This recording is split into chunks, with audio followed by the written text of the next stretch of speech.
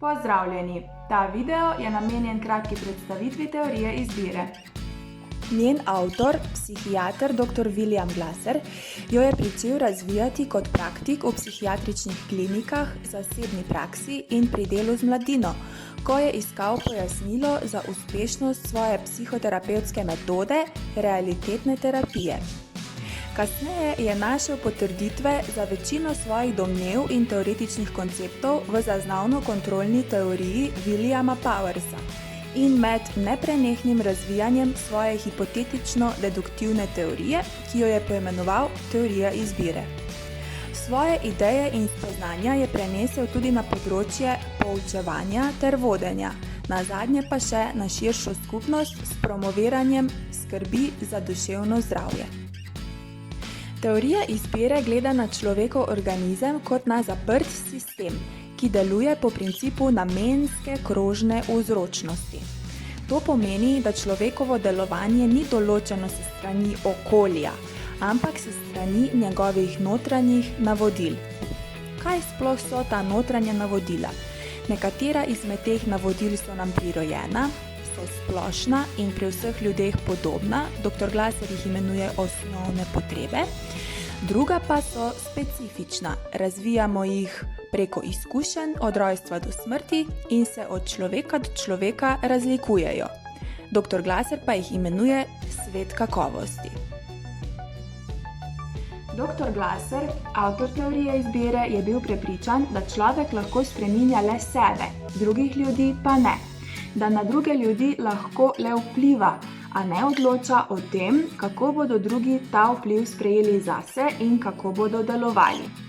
Medosebnega odnosa ni razumel kot interakcijo med dvema osebama, ampak kot vedenje, s katerim oseba ob drugi osebi zadovoljuje svoje temeljne potrebe. Človek s svojim vedenjem vse skozi poskuša zadostiti svojim notranjim navodilom in doseči ravnovesje znotraj sebe in z okoljem. Njegovo vedenje se stoji iz notranjih procesov, ki predstavljajo nedeljivo celoto, in sicer dejavnosti, mišljenja, čustvovanja in fiziologije, pri čemer lahko neposredno izbira le prvi dve komponenti, drugi dve pa le posredno preko prvih dveh. S pojmom celostnega vedenja je dr. Glasser izpostavil in poudaril nedeljivost telesnega in duševnega.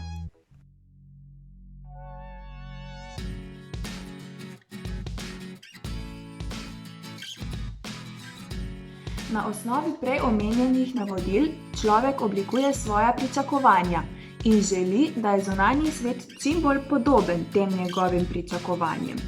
To, kako doživlja zunanji svet, se imenuje zaznava, oblikuje pa se na osnovi njegovega predhodnega znanja o stvareh in na osnovi njegovih specifičnih navodil.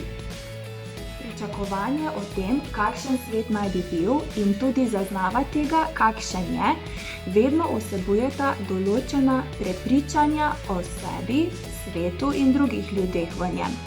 Dr. Glasser je bil prepričan, da potrebujemo drugačna prepričanja, kakršnih smo vajeni, in jih je tudi ponudil. Poimenoval pa jih je nova psihologija osebne svobode.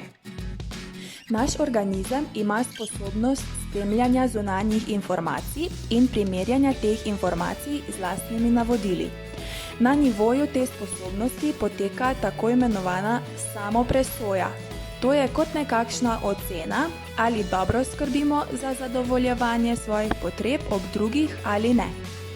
Ko človek zazna, da nastaja razlika med njegovimi notranjimi navodili in zunanjimi informacijami, takrat proži svoje delovanje.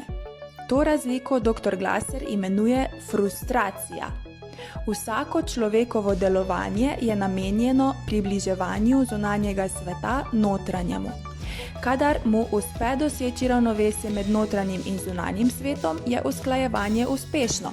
Kadar pa ne, naš organizem še naprej išče lahko tudi zelo kreativne in nenavadne načine, da bi zadostil svojim notranjim navodilom.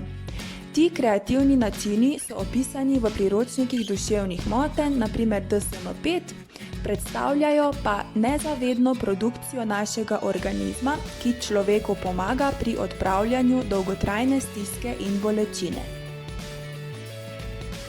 Vse, kar sem v tem videu predstavila, si lahko ogledate tudi sami v 10 aksiomih teorije izbire, ki jih je napisal William Glasser.